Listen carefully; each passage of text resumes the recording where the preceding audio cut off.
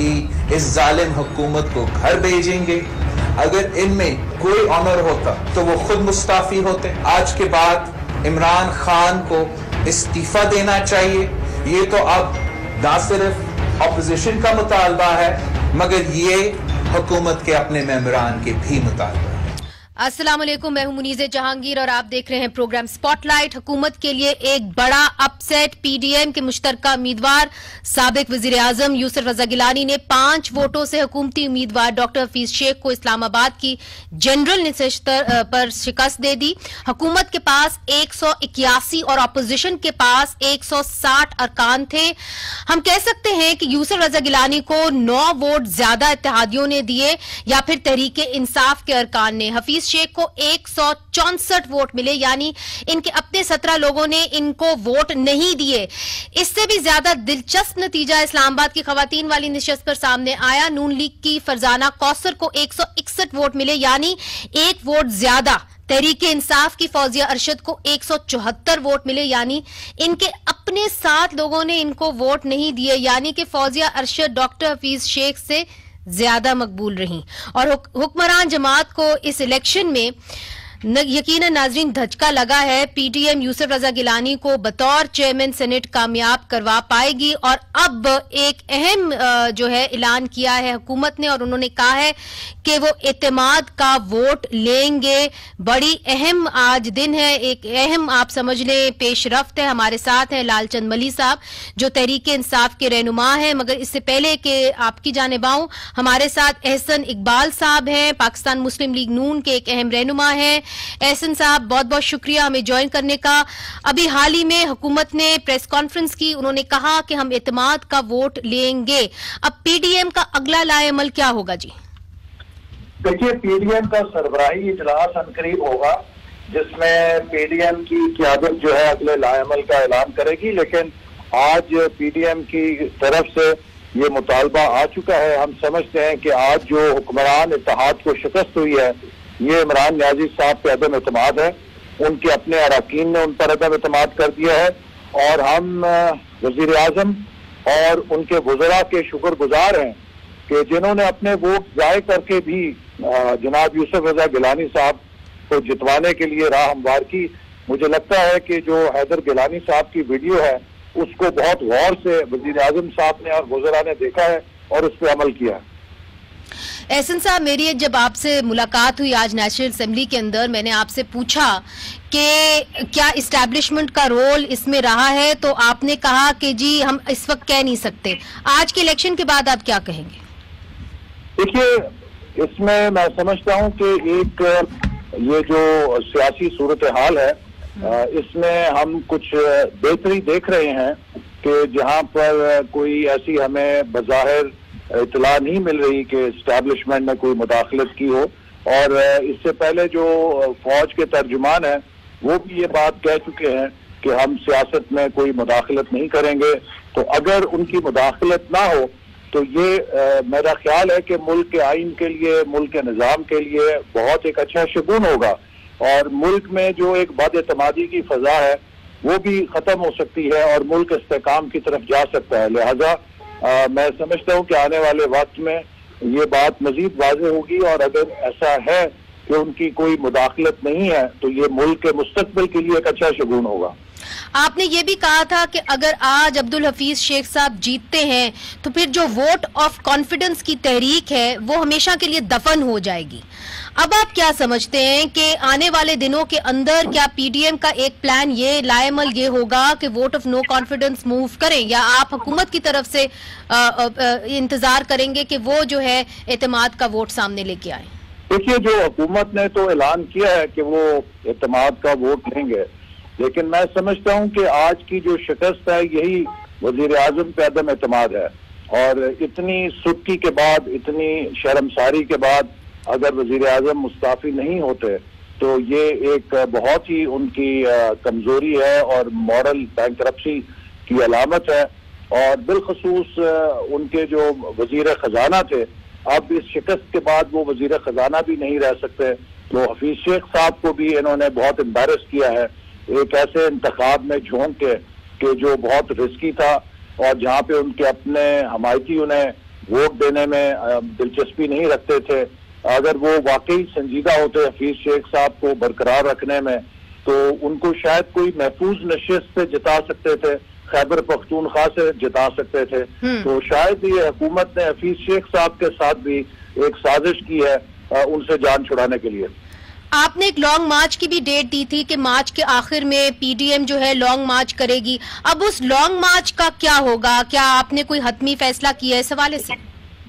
जी, long मार्च की जो ऐलान है वो बरकरार है और 26 मार्च को जो काफिले हैं वो निकलेंगे और कल मुस्लिम लीग नून की जनरल काउंसिल का इजलास भी हो रहा है जिसमें हमारे मुल्क भर से ओहदेदार शरीक हो रहे हैं और उनको हम लॉन्ग मार्च के हवाले से हदायत देंगे, क्योंकि ये जो अब सफर है ये आगे बढ़ेगा और हम समझते हैं कि मुल्क के जो मुआशी मसाइल हैं, खास तौर पे जैसे महंगाई बेकाबू हो चुकी है, बेरोजगारी फैल रही है, हम एक बहुत बड़ी तबाही के धाने पे हैं, क्योंकि जो हमारे मुल्क की आबादी का दबाव है वो 1.5 या 1.5% तरक्की के साथ इतनी रोजगार और इतने वसाइल नहीं फराम कर सकता कि हम 22 करोड़ की आबादी की जरूरियात को पूरा कर सके। हमें 6 से 8% पे ग्रो करना है और ये हुकूमत साबित कर चुकी है कि इसके पास ना सलाहियत है, ना इसके पास कोई प्रोग्राम है, ना इसके पास टीम है। इसलिए जितनी जल्दी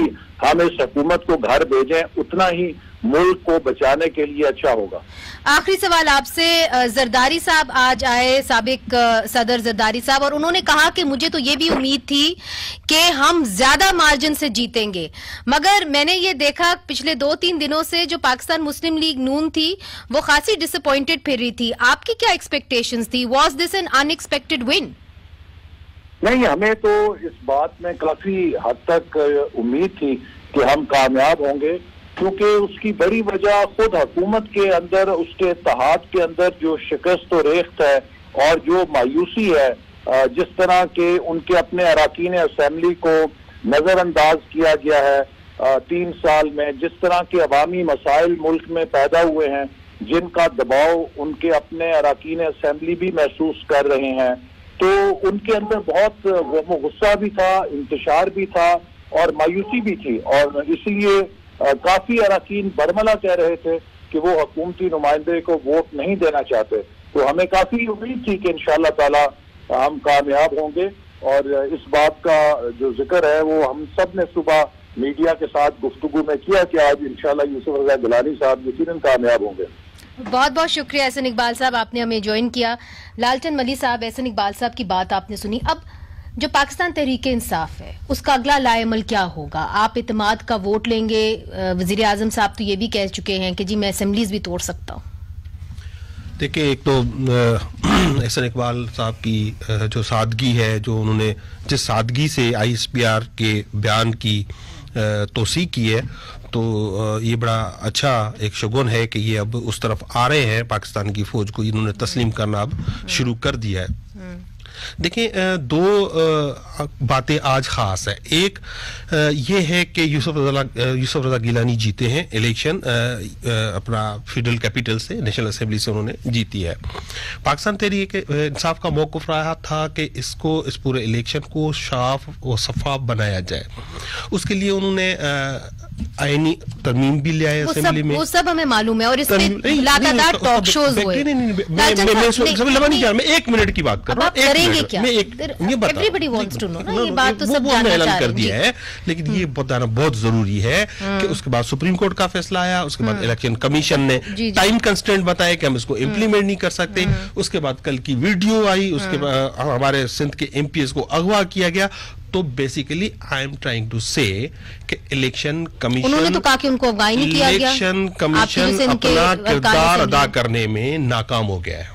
अच्छा। एक दफा फिर नाकाम हुआ है वो इलेक्शन कमीशन डेफिनेटली जो भी हुआ है उसकी वजह बताता हूं। आज आप कह रही कि हमारे 16 वोट्स जो हैं वो हमारे हमसे टूट गए हैं। अच्छा। तो पाकिस्तान की जो इलेक्शन कमीशन है 16, ठीक है, इलेक्शन कमीशन है जिसको हमने वो वीडियो दी, तो जिसको कहा गया था सुप्रीम कोर्ट ने कि वो अपने तमाम तरीकेकार, तमाम पावर्स यूज करके इस करप्शन को रोके, तो हम समझते हैं उसको रोकने में वो नाकाम गई हैं। और अच्छा, वो कैसे नाकाम हुए हैं? देखिए उन्होंने कोई आज मुझे बताएं उनके पास क्या तरीका रह क्या है कोई भी इन्वेस्टिगेशन करने के। जो कल वीडियो आई थी, अगर ये ट्रेसेबल वोट करते तो कल ये करप्शन, हॉर्स ट्रेडिंग ये इससे साबित हो सकती थी, लेकिन इलेक्शन कमीशन ने टाइम का उज़र देकर वो नहीं किया है। अब दूसरी तरफ आ जाए कि जिन जिन लोगों ने ये जिसको जमीर का वोट कहते हैं, जिन पाकिस्तान तहरीक इंसाफ या हमारे जो इत्तेहादी हैं, उन्होंने अपनी लीडरशिप को अगर छोड़कर इनको वोट किया है तो वो जमीर वाले हैं या बेजमीर है। अच्छा, रुबीना खालिद साहिबा ने भी हमें ज्वाइन कर लिया। मैं खत्म कर लूं, जो बेजमीर वोट है, जो नोटों और के हवाले से आए हैं, तो उनके वोटों पे आए हुए इसकी क्या इखलाकी कुव्वत होगी इस सेनेटर की? देखिए, आपसे मैंने पूछा था कि आपका अगला लाएअमल क्या होगा। जी, हमारा अगला लाएअमल हमने ऐलान कर दिया है, और ये जो है पाकिस्तान तहरीक इंसाफ ही कर सकती है, किसी और सियासी पार्टी में जरूरत नहीं है। क्या है पाकिस्तान तहरीक इंसाफ ने आज ऐलान कर दिया है, मखदूम शाह मुनून कुरैशी ने प्रेस कॉन्फ्रेंस की है कि वज़ीर-ए-आज़म पाकिस्तान इस ऐवान से एतमाद का वोट लेंगे, कोई साथ खड़ा हो या ना हो, जिसको ना खड़ा होना हो वो बिल्कुल जाके इनको ज्वाइन करें। देखिए वो हम एक्सप्लोर कर रहे हैं कि आइन क्या कहता है, कानून क्या कहता है, किस तरह से लिया जाएगा, बट ये हतमी फैसला है कि और इलेक्शन कमीशन के अंदर आप जाएंगे यूसुफ रजा गिलानी साहब के खिलाफ?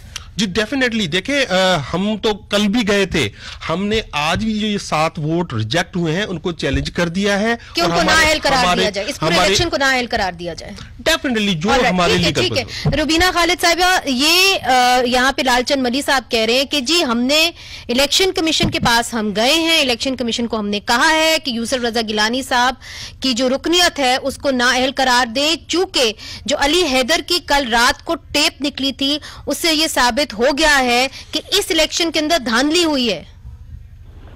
देखिए, ये जो है इनकी बातें मैं सारी सुन रही थी, तो बेशक ये जो भी कहें इस वक्त ये कह सकते हैं, क्योंकि चोट बहुत जबरदस्त लगी है, और जब चोट जबरदस्त लगती है तो फिर नेचुरली बंदे के मुंह से बातें निकलती हैं। बात ये है मुनज़्ज़े कि हम तो पहले दिन से कह रहे थे, मैं कम से कम हर जगह मैंने ये कहा है, क्योंकि चॉइस ऑफ कैंडिडेट जो होती है that's a big deciding factor.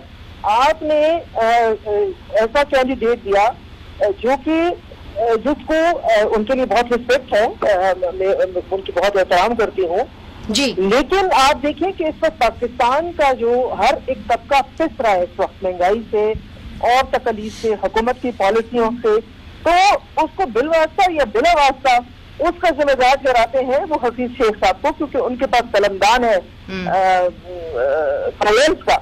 तो ऐसे बंदे को आपने वहां पे जो है गिलानी साहब, और गिलानी साहब का जो माजी है किससे ढका छुपा नहीं है, एक वफादार आदमी, एक पार्टी के साथ वफादारी करने वाला, एक बुरा इंसान, एक ऐसा मंझा हुआ सियासतदान जिसकी जो दुश्मन हमारे दुश्मन तो खैर एक बड़ा स्ट्रॉन्ग लफ्ज़ है। मगर कतई कलामी माफ रुबीना साहिबा, क्या ये हफीज शेख की शिकस्त है या कि पाकिस्तान तहरीक इंसाफ की शिकस्त है? फिर बिल्कुल जी, पाकिस्तान तहरीक इंसाफ की शिकस्त है, क्योंकि पाकिस्तान तहरीक इंसाफ ना अपने वर्कर की इज्जत करना चाहती है।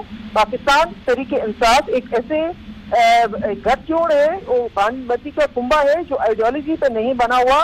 उसमें बहुत सारे ऐसे लोग हैं जो सिर्फ वक्त की जो जरूरत थी उसके तहत या किसी और जरूरत के तहत इनकी पार्टी में आए। वो कन्विक्टेड, वो जो कन्विक्शन होती है लोगों की, वो उनमें कन्विक्शन नहीं है। वो जो आइडियोलॉजी की कन्विक्शन होती है वो इनके लोगों में, बहुत कम लोगों में। जी रुबीना साहिबा, देखिए एक सवाल आपसे बनता है कि अगला लाएअमल क्या होगा पीडीएम का। यही सवाल मैंने एहसन इकबाल साहब से भी पूछा था, और चूंकि आप सेनेट के अंदर हैं तो ये भी अब बात हो रही है कि यूसुफ रजा गिलानी साहब को सेनेट चेयरमैन की सीट के ऊपर अब लड़ाया जाएगा। ये हम आपसे पूछेंगे, छोटा सा वक्फा लेना है, वक्फे के बाद फिर से हाजिर होते हैं।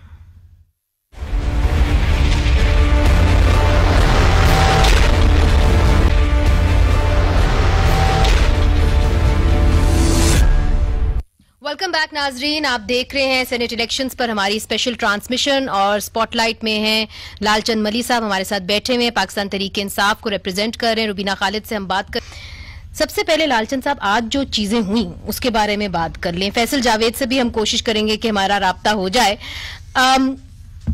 आज शहरयार अफरीदी साहब ने गलत वोट डाल दिया, फिर उन्होंने आके कहा कि मैंने गलत वोट डाला है, फिर आपकी एक मिनिस्टर ने ये कह दिया कि जी वजीर आजम इमरान खान ने भी गलत वोट डाल दिया और जरताज गुल साहिबा ने भी गलत वोट डाल दिया। तो आपने अपनी कोई तहकीकात की है कि किस किस ने वोट जाया किए?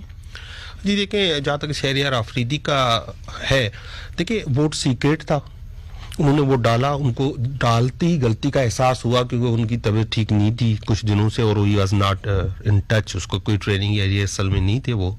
जैसे उन्होंने खुद ने ही बताया, अगर उनकी नीयत में कोई खराबी होती तो वो खुद ना बताते। तो उन्होंने इट इज क्लियर कि उन्होंने गलती तो की है, खैर तो, लेकिन उसकी नीयत में कम से कम ऐसा नहीं था। वज़ीर आज़म पे नहीं, बिल्कुल वज़ीर आज़म ने बिल्कुल सही वोट किया है। ये अपोजिशन की ही जो है उड़ाई हुई बातें हैं, उस पर अगर किसी ने कोई कमेंट किया है, ना जरताज गुल ने गलत वोट किया है, ना वज़ीर आज़म ने गलत वोट किया है। वोट गलत हुए हैं तो कुछ उन लोगों ने किए हैं, इनमें से भी कुछ जिन्होंने नोट लिए हैं, जो नोटों के थ्रू बिके हैं, जिन्होंने अपना जमीर बेचा है, ये वो वोट है जिन्होंने वोट खराब किया है। नोट किसने लिए? आपके इत्तेहादियों ने लिए या पाकिस्तान तहरीक इंसाफ के अरकान अच्छा, ये बहुत इंपॉर्टेंट, ये बात आपकी बहुत इंपॉर्टेंट बात है। ये जो मैंने कह रहा हूँ ना कि पाकिस्तान का आईन है, कानून है, उसके तहत एक इलेक्शन कमीशन है, अरबों रुपए उसका बजट है, तो तहकीकात करें ना। ये इलेक्शन कमीशन हम तो करेंगे, हमने पहले भी की, हम अब भी करेंगे, लेकिन इलेक्शन कमीशन जिसकी अरबों रुपए बजट वो कुछ तो करे। सारे के सारे इदारे पाकिस्तान की आवाम का पैसा खा रहे हैं, कुछ करने को तैयार नहीं। सब मानते हैं कि करप्शन होती है, कुछ करने के लिए कोई तैयार नहीं। रुबीना साहिबा, लालचंद मली साहब कह रहे हैं कि जी इलेक्शन कमीशन को चाहिए कि वो तहकीकात करें, और तहकीकात इस बात की करें कि जी किसने नोट खाए हैं वोट के ऊपर, और ये बात करें। जी देखिए, इनका तो मुनज़े एक ये है कि विदाउट लॉजिक बात होती है, विदाउट एनी लीगल जो होता है उसके कॉन्सिक्वेंसेस उनको पता नहीं होते।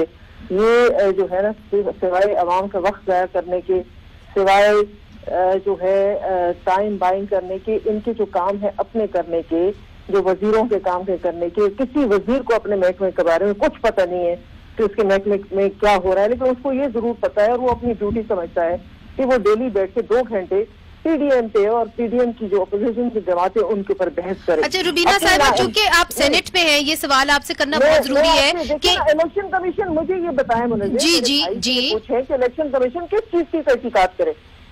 कोई लीगल ये इख्तियार उसके पास है कि अगर वोट जो है वो एक बंदे को ज्यादा मिल जाते हैं या दूसरे को कम मिल जाते हैं, उसमें तहकीकात कहाँ से करे, उसकी कौन सी लीगल प्रोविजन है? ये फैसल, रुबीना साहब हमारे साथ ही रहिएगा। फैसल जावेद ने भी हमें ज्वाइन किया है, पाकिस्तान तहरीक इंसाफ के अहम लीडर हैं।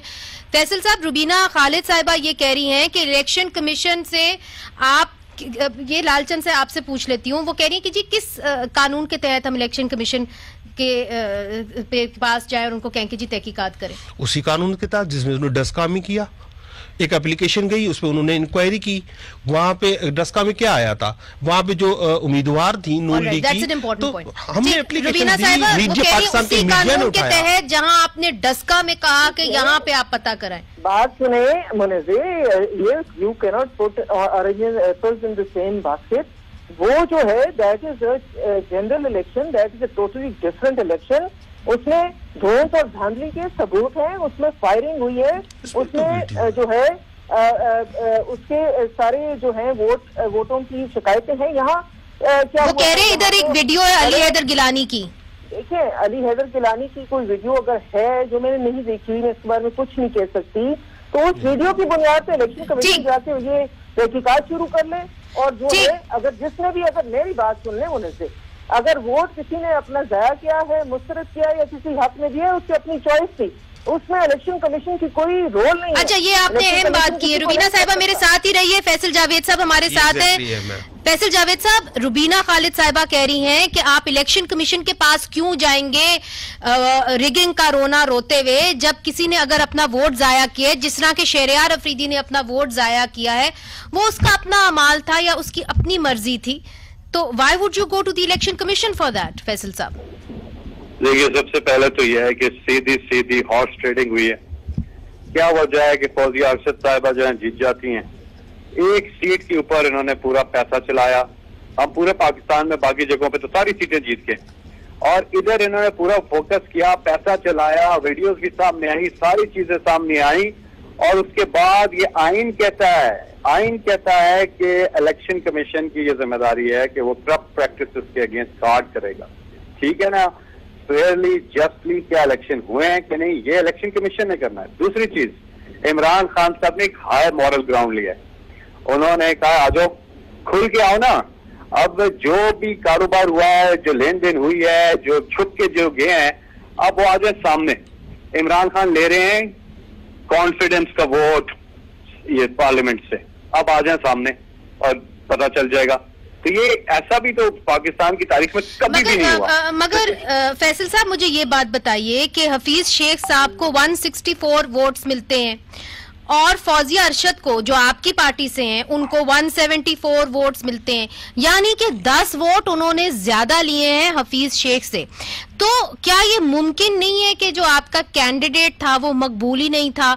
बहुत सारे लोग ये भी कहते हैं कि जी हम हफीज शेख को क्यों वोट दें, एक तरफ यूसुफ रजा गिलानी है जिन्होंने हमें डेवलपमेंट बजट दिया, एक तरफ से हफीज शेख है जिनकी वजह से रोज हमें गालियां पड़ती अपनी कंस्टिट्यूएंट से। तो उन्होंने ये क्यों नहीं सोचा कि फौजिया अरशद को तो कोई भी नहीं जानता था, फौजिया अरशद साहब तो कोई भी नहीं जानता था। अगर आप मकबूल मशहूर की बात कर रही हैं तो फौजिया अरशद को भी कोई नहीं जानता था, तो ये लॉजिक तो खैर अप्लाई नहीं होती है। एक ही चीज अप्लाई होती है, वो इनके बेटे निकले हुए थे, उन्होंने ले लिया। और आप क्या कहती हैं कि वो जो आया सामने, वो जो कर रहे हैं वोट जाया कराने के लिए, पैसे चला रहे हैं और सारा कुछ कर रहे हैं, सारी चीजें आपके सामने है ना, वीडियोस इससे पहले भी आई हैं। ये सेनेट की इलेक्शन के अंदर हमेशा से हॉर्स ट्रेडिंग होती आई है, पैसा चलता रहा है, इधर भी इन्होंने पूरा पैसा चलाया है और वोट खरीदे हैं। हम कहते हैं कि खुल के आओ सामने, आ जाओ। इमरान खान ने कह दिया आ जाए। अब ये वोट ऑफ कॉन्फिडेंस आप कब लेंगे? जो अहम आपने आज ऐलान किया है, ये कब आप जाएंगे और कब लेंगे वोट ऑफ कॉन्फिडेंस? ये फौरन जा रहे हैं और इस पे मतलब जो भी रिक्वायरमेंट्स हैं जितनी जल्दी वो पूरी हो के हम फौरन जा रहे हैं इस पे पार्लियामेंट के अंदर। जी हाँ, बहुत बहुत शुक्रिया फैसल जावेद साहब, आपने हमें ज्वाइन किया। रुबीना साहिबा हमारे साथ हैं, लालचंद मली साहब हमारे साथ हैं। इधर एक वक्फा लेना है, मगर फैसल जावेद साहब ने कहा कि हम फौरन जा रहे हैं और हम वोट ऑफ कॉन्फिडेंस लेंगे नेशनल असेंबली से, ये हमारा फैसला है, हतमी फैसला है। नाजरीन वक्फा लेते हैं, वक्फे के बाद फिर हाजिर होते हैं।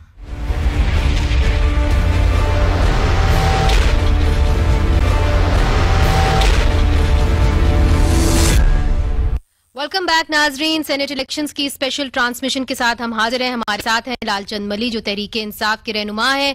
ताज हैदर साहब ने हमें ज्वाइन किया है पाकिस्तान पीपल्स पार्टी से, अभी मुंतखब हुए हैं सेनेट के हवाले से। बहुत कांग्रेचुलेशंस, मुबारकबाद ताज हैदर साहब। अब आप सेनेट में नजर आएंगे सिंध की जगह। मुझे ये बताइए सबसे पहले कि आपने एक खत लिखा था इलेक्शन कमीशन को, कल ही आपने ये खत लिखा था, जहां पे आपने शिकायत लगाई थी कि पाकिस्तान तहरीक इंसाफ और MQM के कुछ अरकान हैं जिनको 2 होटल्स के अंदर रखा गया है।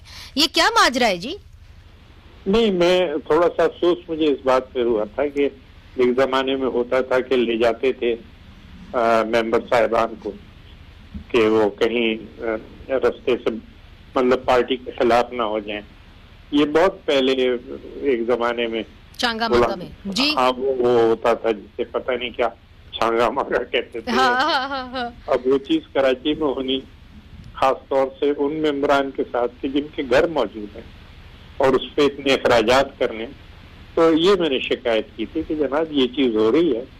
और 30 कमरे आपने कहा कि बुक्ड हैं, तो जी जो मगर फिर भी आप लोग एक एक्स्ट्रा सीट निकाल ही गए ताज साहब, सिंध असेंबली से मिलनी थी आपको 6, मिल गई आपको 7 सीटें। वो तो है लेकिन जो चांगा मांगा के बावजूद जो बन रहा था उसमें मतलब कई लोग जो थे वो अपनी पार्टी से जो मुत्तफिक नहीं थे उन्होंने वोट दिया। फिर छोटी छोटी पार्टियों के वोट होते हैं वो भी मिल गए थे, तो इस वजह से हो गया। बहरहाल सबकी नुमाइंदगी करते हैं, कोई ये नहीं है मतलब सूबे सिंध के नुमाइंदे और सूबे सिंध। अच्छा, लालचंद साहब हमारे साथ बैठे हैं, वो कह रहे हैं कि जी आपके कुछ नाराज अरकान थे, शायद उसकी वजह से पाकिस्तान पीपल्स पार्टी को सिंध से एक एक्स्ट्रा सीट मिली जहां से आपका भी ताल्लुक है, तो आप ये करने जा रहे हैं लॉन्ग मार्च। आने वाले दिन तो आपके लिए बड़े मुश्किल कटेंगे लालचंद साहब। जी हाँ, ये तो पिछले 50 साल से मेरे साथ भी यही हो रहा है। जी लाल चंद से ही पूछती हूँ जी ताज साहब। हमारे सिंध में 2 मेंबर नाराज थे, तो उन्होंने खुले आम वोट किया। बेहतर था कि पीपल्स पार्टी जो जमहूरियत पसंद एक पार्टी खुद को कहलाती है, उनको कहती कि अगर आप अपनी पार्टी से अगर इत्तेफाक नहीं करते तो रिजाइन करके आप इलेक्ट होकर इंडिपेंडेंट आ जाए और पीपल्स पार्टी ज्वाइन कर लें। लेकिन उन्होंने लोटाक्रेसी को सपोर्ट किया है हमेशा और ये करते जा रहे हैं।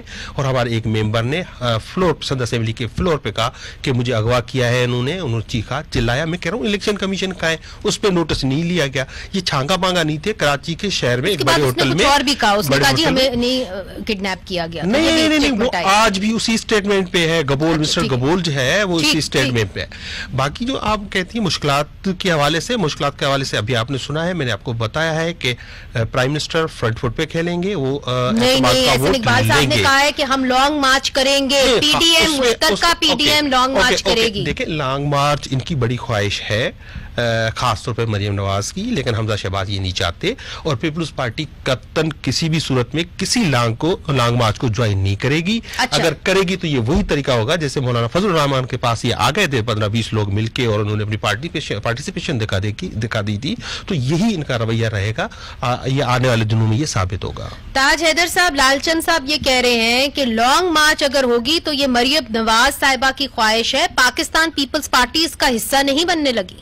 ठीक कह रहे हैं, हर बात जो कह रहे हैं तो बिल्कुल सही है, जो नहीं कह रहे वो भी सही नहीं। आपने तंज कर दिया इन चीजों में तो नहीं पता ना। अच्छा, मगर जो पाकिस्तान पीपल्स पार्टी को एक एक्स्ट्रा सीट मिली है उसके हवाले से उन्होंने कहा कि इलेक्शन कमीशन ऑफ पाकिस्तान को बहुत चीजों को नोट करना चाहिए था। उनको ये नोट करना चाहिए था कि वहां पे ऐलानात किए गए और उनकी पार्टी के एक मेंबर ने कहा कि जी हमें तो अगवा करके ले गए थे, तो इलेक्शन कमीशन ने इसके ऊपर क्यों नहीं नोटिस लिया? तो हम तो पूरी पार्टी अगवा करना चाहते थे, सब चल नहीं होता है। तो यानी आप इस गुफ्तगू सही कह रहे हैं। आज चीफ मिनिस्टर ने कहा है कि अगर ये होटल में नहीं रहते तो हम 10 सीटें जीत जाते। चीफ मिनिस्टर कह रहे हैं वहां से हम गंदे बच्चे हैं बस। अच्छा चले ताज साहब, अब आप जब आएंगे सेनेट के अंदर तो आप तो बड़े मंजे हुए सियासतदान हैं, जीरक सियासतदान हैं, आप क्या अचीव करना चाहेंगे जब आप आएंगे? बहुत बड़ा चैलेंज मेरे सामने है और हम सबके सामने एक बहुत बड़ा चैलेंज है। और मुझे इस बात पे बहुत इत्मीनान है कि नेशनल असेंबली में जो IMF का निज़ाम मईशत है, ये मुझे शाहनवाज साहब ने बरसों हमारे साथ काम किया, मुझे हैरत हुई थोड़ी सी कि वो इस चीज को अच्छी तरह समझते हैं। और मेरे साथ मैनिफेस्टो कमेटी में उन्होंने काम किया कि ये 2 अफराद के दरमियान मुकाबला नहीं था, ये 2 निज़ाम मईशत के दरमियान था। अच्छा, एक पार्टी का, एक IMF का, जो कि इमरान खान साहब की पॉलिसी है कि IMF का निज़ाम चलाना है और हफीज शेख साहब की पॉलिसी है। तो नेशनल असेंबली में जिसमें हम समझते हैं कि बहुत सारे मेंबरान ऐसे हैं ट्रेजरी बेंचेस पे कि जो धांधली के जरिए मुंतखब हुए, इस नेशनल असेंबली तक ने IMF का जो निज़ाम मईशत है उसको ठोकर मार दिए। जी, बड़ा ये जो आपने स्टेटमेंट दी है, जाहिर है आपका अपनी एक आइडियोलॉजी है, आप उस नजरिए से उसको देखते हैं। बहुत बहुत शुक्रिया ताज हैदर साहब, अगेन कांग्रेचुलेशंस, मुबारकबाद हो आपको। लालचंद साहब बहुत बहुत शुक्रिया, आपने हमें ज्वाइन किया। दीगर जो सियासतदान है उन्होंने भी हमें ज्वाइन किया। नाजरीन, ये जो स्पेशल हमारी ट्रांसमिशन है ये जारी रहेगी, आप देखते रहिए आज TV, और जो सेनेट इलेक्शंस के हवाले से स्पेशल ट्रांसमिशन है वो जारी रहेगी। मुनीज़े जहांगीर को इजाजत दीजिए, खुदा हाफिज।